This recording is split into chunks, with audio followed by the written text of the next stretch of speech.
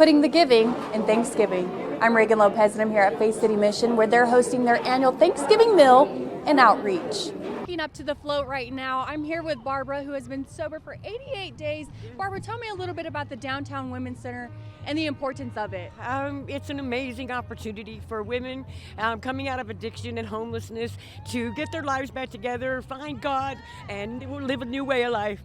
1,700 West Texans without a job. I'm Reagan Lopez, and I'm outside Tyson Beef Packing Plant, where we spoke to Congresswoman and Senate candidate Jasmine Crockett and congressional candidate Mark Nair about what solutions they propose to prevent another mass layoff.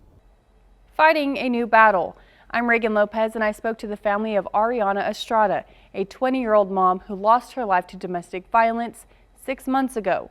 Now her family is fighting for custody over Ariana's 4-year-old son. He's the only piece of her that we have left. Police say David Crowder shot Estrada 20 times with an AR-style rifle after chasing her. Crowder was charged with murder in May and indicted in June. When a parent takes the life of another parent, especially if they've already had domestic violence charges against them, like Kai's dad, he was on probation when he did commit this murder. We feel that parental rights should be terminated.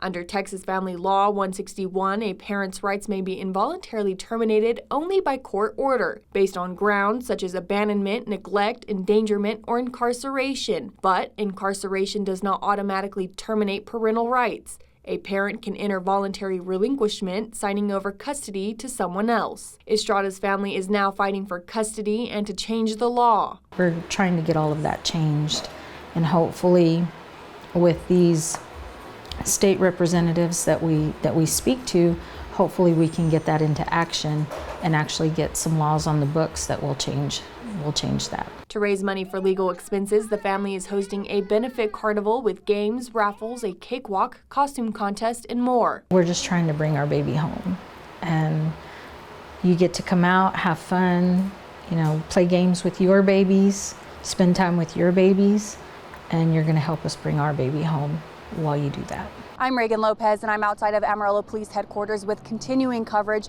of former Police Chief Martin Birkenfeld, who was paid $175,000 to retire after supporting a child predator.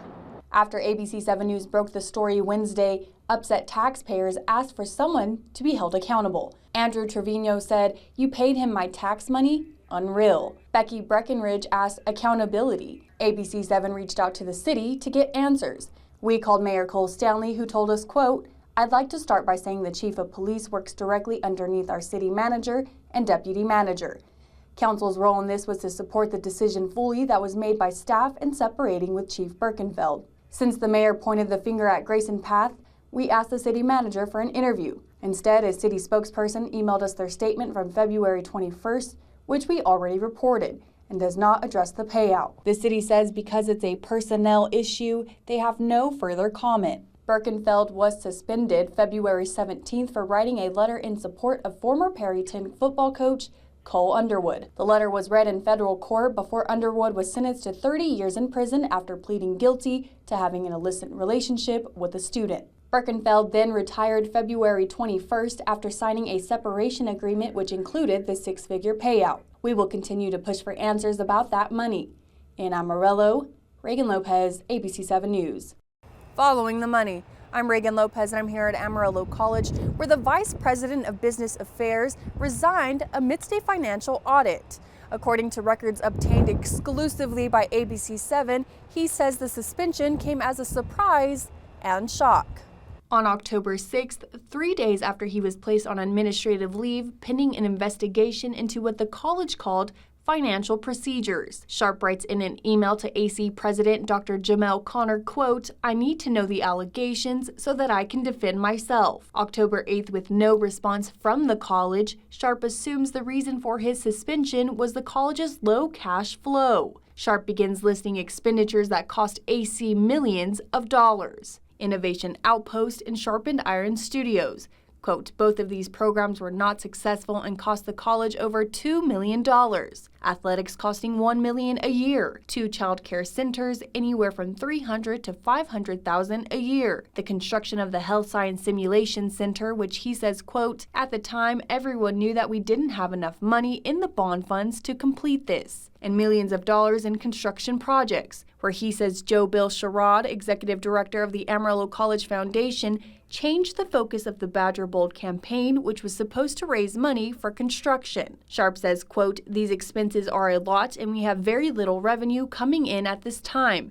And I have simply been trying to do my job in navigating the college out of this crisis, knowing we were running short on cash until October 15th. Sharp says his financial plan was to use any available funds until ad valorem taxes started coming in. Per records, the $5 million line of credit the Regents approved October 9th was also part of Sharp's plan. Dr. Connor told us the financial audit will be going back multiple years. In his email, Sharp says, quote, "Our last 2 audits have been perfect." Sharp ended his email asking to be reinstated, saying, quote, "I have done nothing wrong." He submitted this letter of resignation on November 10th. His last day of employment was Friday. I reached out to Sharp for comment on the latest developments. He told me he doesn't have anything to say at this time other than what is in his email to Dr. Connor. In Amarillo, Reagan Lopez, ABC 7 News.